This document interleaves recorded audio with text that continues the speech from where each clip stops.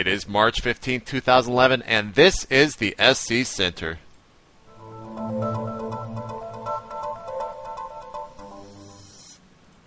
Hello, everyone. JP McDaniel here, joined by Patrick Chobo P. and O'Neill. Patrick, what's going on there in New York? Not much. Pretty nice day out. How's it down in Texas? I don't go outside. I don't know. I guess it looks sunny from what I could tell from my window. I guess what people could tell from my window, but I guess that's why I'm so pale. But anyways, there is Starcraft going on, so let's just get straight to it. We had the up and down matches for Group C and D go on last night, and there's a shot of all the players that played. Starting up first in Group C, we had ST Virus against Fruit Dealer, and Fruit Dealer took them out 2-0. I don't think that's really a shocker. The next one, though, I would say is somewhat of a shocker. We had Virus 2-0ing his teammate, and also IEM Global Finals winner Ace from StarTel. You're shaking your head. Tell me how you feel about this, Patrick. Is it a shocker? Is it? I don't think so. You don't think so? I really don't think so. I think I made myself pretty clear when I was talking about the fact that IEM World Champion gets a free pass up to the up and downs. That was a little. There were more worthy people in Code A who might deserve a spot, but whatever. He got out 0-2. Not exactly a surprise, but I know he has a lot of fans. So hopefully next season he can up his game. And I think this just says something about the foreign community as far as their skill level goes. But anyway, go on. Ouch. We're going to get some hate for that, most definitely. But in Group D, we had TSL Killer going up against Xenio. He took him out 2-0. And then Xenio against Boxer, and I would say this isn't really that shocking, at least to me personally. Xenio 2-1ing Boxer, took the first map on Terminus, lost on Shakuris, and then won on Zelnaga in a ZVT. But Xenio's a good player. Boxer, I'm not sure really how much time he has to play lately. I know he's obviously incredibly busy over there with all of his business deals now being signed by Razer. He's got the Intel sponsorship, doing commercial shoots and things like that. It does cut into your practice time. That's not to say he's a slouch. He's not terrible or anything like that. But regardless, he's going to be in Code A. Do you have any thoughts about this, Patrick? No, I haven't seen the games, but I hear they were actually pretty good. So as soon as I'm done recording here, I'm actually going to go watch them. Like you said, not that big a surprise, but what can you do? Well, tomorrow in the up and down matches, or I guess actually just in a couple of hours, we have some pretty good matches coming up. We have Alicia and MVP and Genius, which is a pretty good group, if I don't say so myself. I'm actually super excited about that. Those are three very good players. I'm excited to see how those three do. Group F, significantly less excited, but interested to see how it goes. You don't want to watch Terrans go at it all day? Well, I do. I don't mind TVT. It's actually just the players that have me significantly less excited. Like Rain. What is he still? Okay. I don't know. Whatever. Rain and top. If Rain makes it out of that group, I'm going to swallow a swirly sword. Is what I'm going to do. Now I'm rooting for Rain. Instantly changed my mind. We have Rain and top, and then the loser of that plays Hyperdub. Yeah, I mean, if Rain makes it out, it'd be pretty shocking.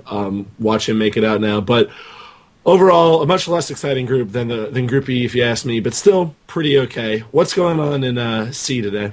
Yeah, so over in the C realm, we are going to be seeing a best-of-7 between Sin and Red Archon. It's going to be casted by Jaxi, who is I think a female caster from that region. And you guys probably wondering, why am I talking about this? Well, it's simply because I don't think the C region gets enough love. And here we are probably with the two best players, Sin and Red Archon. Let me go ahead and throw this little promo up. So there you go. You can tune in to justin.tv/JACZIE, also known as Jaxi, I think. And go check that out, guys. Support StarCraft 2, all of its scene. Don't just support whatever scene you're really from. It's great to see big numbers on any stream out there, so please go and do that. What is going on over with the Copenhagen Games 2011, Patrick? All right, so the Copenhagen Games are shaping up to be a pretty big deal. 6,700 euros in prizes. There's going to be two events. One is a BYOC, that's a bring your own computer and beer if you want, with 6,700 euros, and it's going to have some pretty big names like TLO, White Ra, Maro. I believe Red has signed up. Actually, a pretty giant list of good names, and you can understand why it was such a big thing. And then the second event is going to be a Danish National Championship, which actually should be pretty interesting. The Danes have some good players, so I'm very interested in seeing what happens there. Speaking of the GSL, which we were mentioning just a little while ago, as I'm sure everyone knows, coming up very soon is July MC. You know, Be Still My Beating Heart. And what didn't happen recently, you might not have seen the July interviews translated recently. Well, a lovely user over at Team Liquid has gone and done that for us. Interviews from when he beat Nada and also from his previous match. And he's awesome. I mean, July, after... I believe it was right before he beat Nada. He was interviewed, and people were talking about how MC was predicting that the winner of July Nada would face him in the finals. And July said, "Yeah, I agree. I can't see any opponent except for MC." And with an attitude like that, he's now in the finals. So if you are a July fan at all, or just interested in seeing who's in the finals and what makes him tick, just check out the link below. What's going on with the NASL, man? Well, there's a lot of talk going on right now over on the TeamLiquid.net forums on whether or not Koreans or no Koreans should be allowed into the NASL. And, you know, this kind of had me thinking, like, should Koreans be allowed in MLG, or how many should we actually allow into the tournament? I don't know if we can actually set a limit on either of those. I don't think either tournament should really set a limit. A lot of people are saying that the NASL should be kind of the tip-top players from North America, and while I do agree with that, I think they're going to already be in there. So I think if we just want a Star League type thing over here, you should allow whoever the hell wants to come from wherever the hell they come from. Do you have any thoughts about that? Yeah, I mean, so my view of what the NASL was trying to do was to bring a real Star League atmosphere to North America, for the first time to bring a tip-top league to North America. And you're not going to do that by inviting, for instance, some people want to invite a couple of Code A players. Someone made the point that, I believe it was Motbob or whoever, someone from Team Liquid made the point that this is making the assumption that the top of Code A players are equivalent to the top foreigner players, which might be a little bit of a leap, judging by the latest results. But whatever. I think that the idea is we want to see the top foreigners go up against the top Koreans. And guess what? If the Koreans stomp all over us, then the foreigners have to up their game. But the point is to see real competitive StarCraft at a tip-top level in North America and to make that popular in North America. Now, Pokebunny was making an interesting point, or Poke Bunny, my bad. I just learned how he actually likes it pronounced. It's Poke Bunny. He thinks that it's mainly the personality of the Koreans, the withdrawn, introverted personality, that's going to make it like less entertaining for him as a North American. Understandable, because NASL in particular is going for this wrestling. I just want to say that's probably bullshit. He just doesn't want to lose his spot. Well, I mean, I'm just saying. That. But I bet that's crossed the mind of like In Control and all the NASL guys, because they're going for this storyline driven thing with the whole video application. And who's your rival? And they're gonna bring out chairs and chains and ladders, I'm sure. But the point is, you know, if you can't make a good storyline out of MC versus MVP, you don't belong in the StarCraft business. Okay, you don't need you don't need MVP going, you know, fuck MC. And MC probably would say that about MVP. So because he's MC, this should have Koreans in it. We can make it entertaining, and if we can't, there's something wrong with us, not with the Koreans. That's my point. Anyway, what's going on with Fnatic? Well, Fnatic and Root Gaming have decided to get a house in all places. They're going to Florida. What? Why are you going to Florida? Mecca of StarCraft. Yeah, Florida. Yeah, there's so many StarCraft. Like, go to California. What?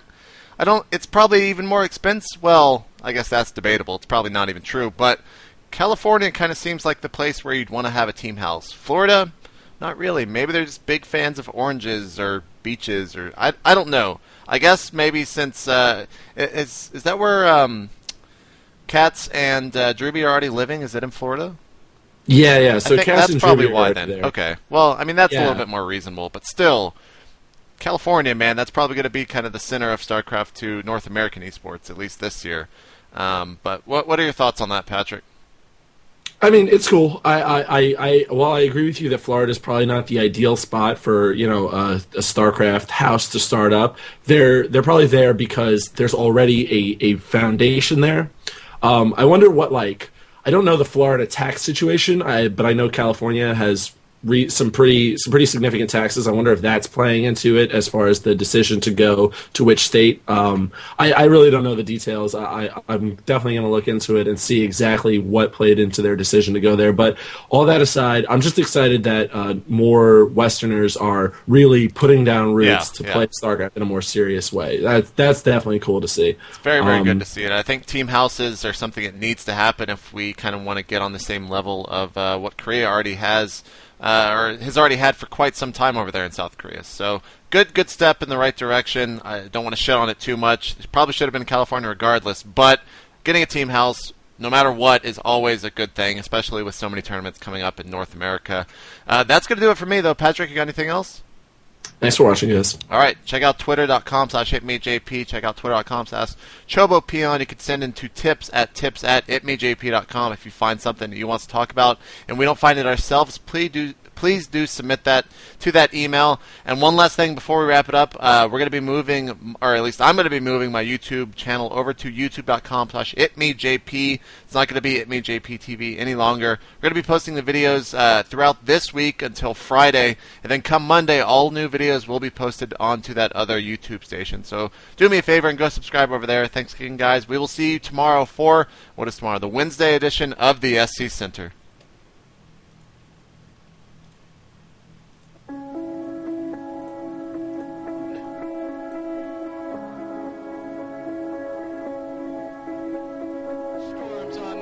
Oh my god!